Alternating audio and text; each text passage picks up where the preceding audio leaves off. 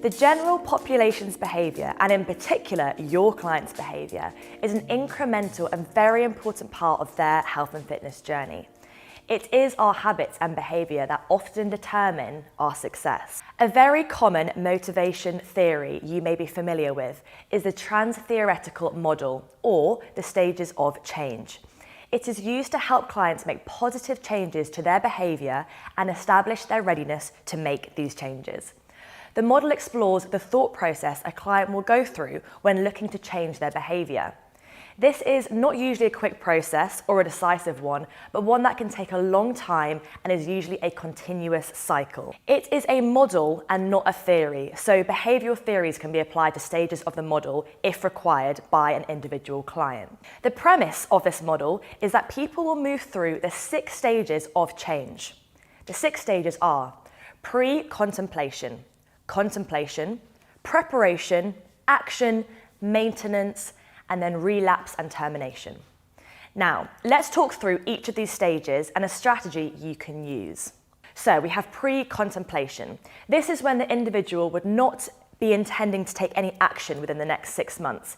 They would be more focused on the negatives of changing behaviour rather than the positives. Terminology clients might use would be, I won't or I can't. The intervention or strategy here would be that the client needs to be educated on the benefits of changing their behaviour. So we can offer incentives and detailed advice, eliminate any myths and preconceptions, and also give feedback in a non-judgmental way and look to develop the client's self-confidence. Then we have contemplation. The individual now is thinking about starting a healthy behaviour within the next 6 months. Individuals would be more aware that their current behaviour could be improved and consider the pros and cons of making that change. Terminology they might use here could be, ooh, I might, or maybe I'll start. So the intervention and strategy here would be to work with the client to help create realistic goals that they can achieve and try to offer a choice of activities that the client would really enjoy to stimulate their interest and uptake. Fitness doesn't have to be weightlifting or burpees. Give them plenty of options and suggestions to choose from so they can find their jam. Then we have preparation. The individual is now ready to take action within the next 30 days. Small steps in the process might be started and they would start to think about how they can make their changes. Terminology clients might use in this stage could be, I will start within the next 2 weeks. The intervention or strategy here would be to help to implement SMART goals with your client and their choice of physical activities. Discuss with them their reasons for wanting things to change and reinforce the positives of making these changes. Explain to them the effectiveness of the behaviour change and look to develop their self-confidence so that they actually believe the changes can happen. Then we have action. Now the individual has recently changed their behaviour within the last 6 months. They are keen to continue and modify their problem behaviour or to acquire new behaviours. Terminology they might use here could be I am. An interventional strategy would be to provide feedback, support and motivation, also encouragement to keep the client on track. In addition, incentives might be required. Encourage goal setting to be used, including behavioural and process goals. Keep in regular contact with the client and offer social support. Discuss with them the fact that other people could offer them support too, such as friends and family.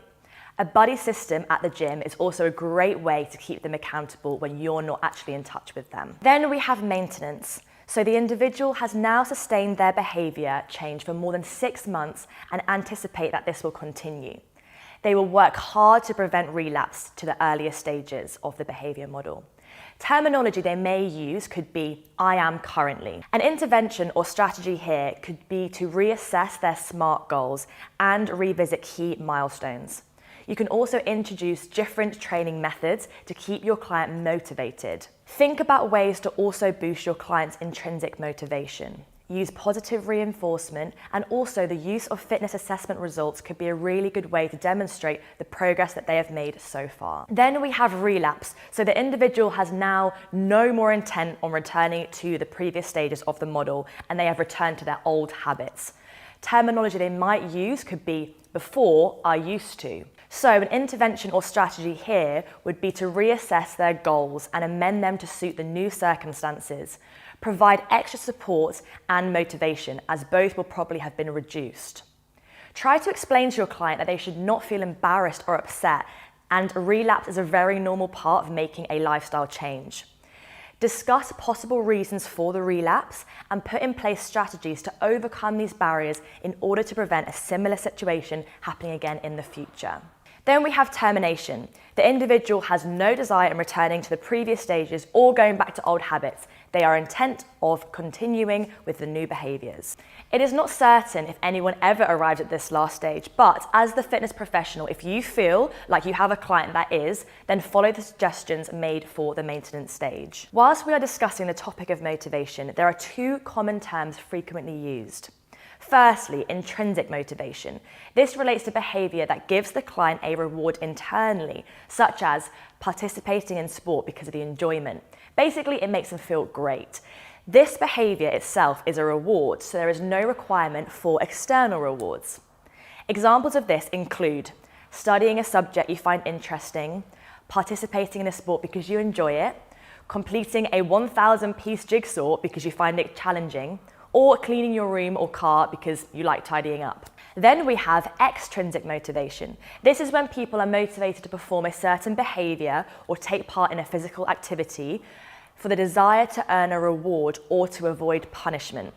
Usually someone would not participate through enjoyment, but to gain something in return, such as a prize, status, or because it's part of a required activity in their life. Examples of this include studying because you want to get a good grade, pay rise, or better job, participating in a sport just to win medals, competing in a contest to become popular, or cleaning your room or car to avoid being told off by your parents or partner. The behaviour of individuals and what they are motivated by is so important when you are their coach or trainer. As much as we train someone's body, we have to focus on training and strengthening their mind too.